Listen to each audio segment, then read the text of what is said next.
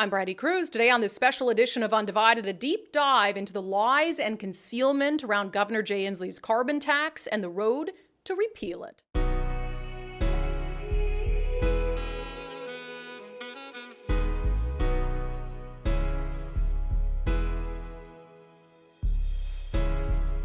Today's episode is brought to you by our friends over at Future 42. Turn your frustration into action at future42.org. Hello and welcome to this truncated edition of Undivided. Merry Christmas to all of you. If you're short on time during the holidays, but you don't want to be short on information, this week of shows is absolutely right up your alley. We thought instead of canceling shows between the holidays, we've got an important legislative session coming up.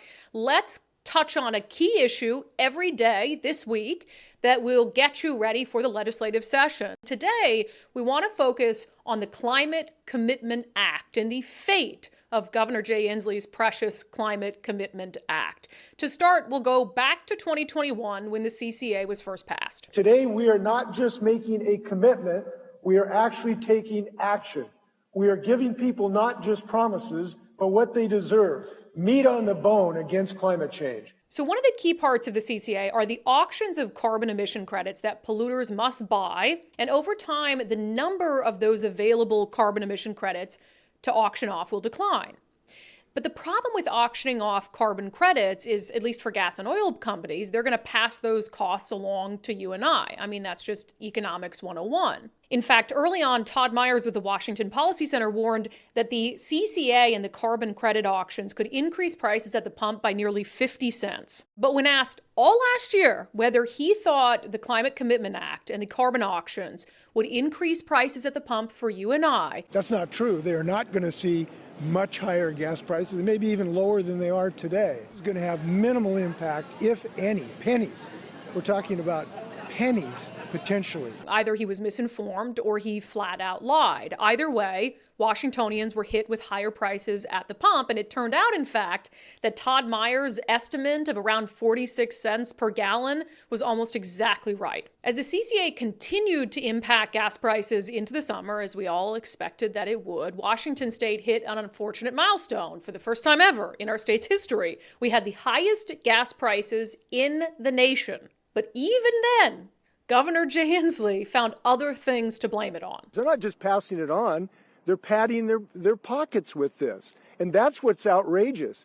They haven't just increased their numbers because of the cap and trade, which, by the way, have always been high in the Northwest because we are kind of an island of supply. Inslee also pledged to push legislation that would force gas and oil companies to be more transparent in their pricing, which was, of course, just a distracty, shiny object. And also, it was very hypocritical because at the exact same time that Governor Jay Inslee was saying we need to force gas and oil companies to be more transparent about their pricing, the Attorney General's office was advising the State Utility and Transportations Commission to hide from you the fact that the Climate Commitment Act was raising the cost of your utility bills. So all of that was going on. It was bad enough. You had the lies, you had the concealment, you had the impact to working class families, and then the piece de resistance, a report from the King 5 investigators focusing on a whistleblower whose job it was to forecast gas prices for the state of Washington, who claimed he was told to stay quiet about his own prediction that the Climate Commitment Act would increase prices at the pump. Scott Smith's analysis found cap and trade would create a noticeable hike on gas prices. His estimate, 45 to 50 cents a gallon. In a legal complaint filed today against WashDOT and the governor's office, he alleges his boss told him to keep that quiet. Management would prefer he not include cap and trade surcharges in his quarterly report. I wouldn't do it because it just wasn't right. I've never had anyone tell me to jimmy the numbers, to come up with some artificial number. Never. Smith put the predicted increases in his report anyway, and his complaint alleges the retaliation was swift and ugly from there. So just when you thought, man, things cannot get worse for Governor Jay Inslee and the Climate Commitment Act, well then, an initiative to repeal key aspects of the CCA started to gain momentum, and on November 21st, Let's Go Washington turned in more than 400,000 signatures in an effort to do just that. So with all that going on, Governor Jay Inslee was on the defensive, and just a few weeks ago, he held a press conference that was supposed to be a budget preview, but it really came across as some sort of campaign event meant to shift public opinion around the CCA. But I gotta say, I honestly think it had the opposite of the intended impact, because Governor Inslee deflected, refused to answer legitimate questions about the impact that the CCA continues to have on working class people. What do you say to the people who really want to back that, believing that you are taxing the people who can least afford it with this, and the oil companies are passing on this tax to the consumer?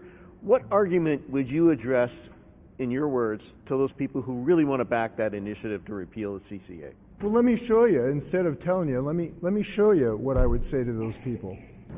That's a pretty good question. What would I say to those people who want to allow the oil and gas industry to pollute to their heart's content for as many years as they want and put their toxic gases into the atmosphere of the state of Washington? What would I say to them? What I would say to them is these kids, when they're 72 years of age, like I am, will have a Washington state where there's some trees that haven't burned down, where they can breathe because forest fire smoke is not ruining their lungs, where their mom and dad got little help financially with their utility bills, where they can get on a school bus that's electric and drive for free. What I would say to them is these kids deserve those things. So, with the Climate Commitment Act's fate hanging in the balance, that brings us to the current legislative session that's going to start in just a few days.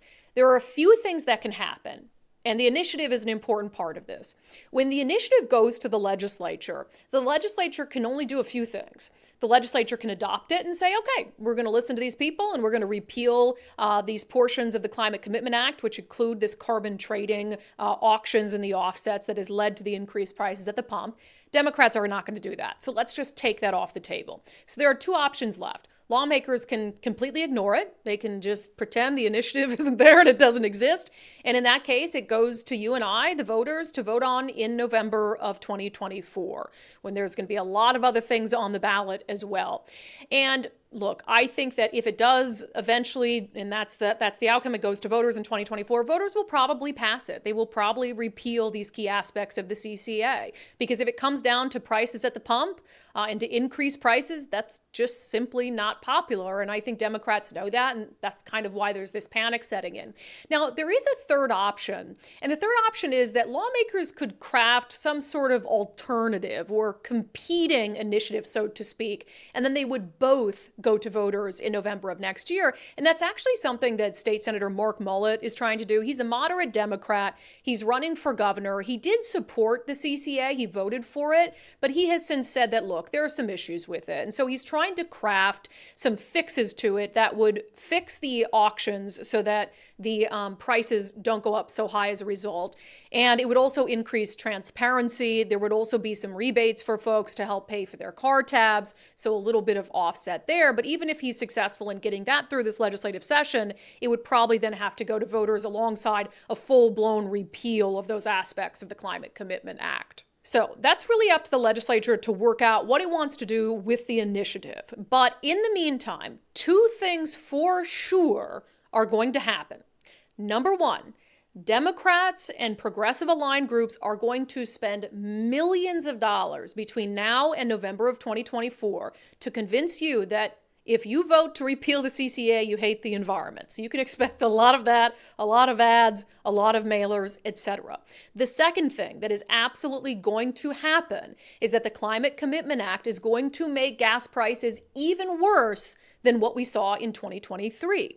And I would go back to Todd Myers of the Washington Policy Center, who again was spot on in his predictions about what would happen in 2023. And now he's predicting what's going to happen in 2024. And this has to do with the reduction in carbon emission credits that's built into the law. So remember, fewer of those credits are going to be available at auction as time goes on. The idea being that as fewer credits are available, some of these companies are going to have to come up with alternatives and they're not going to be able to pollute as much. However, when you reduce the number of allowances, in this case in 2024, the allowances for auction will decrease by 7.5%.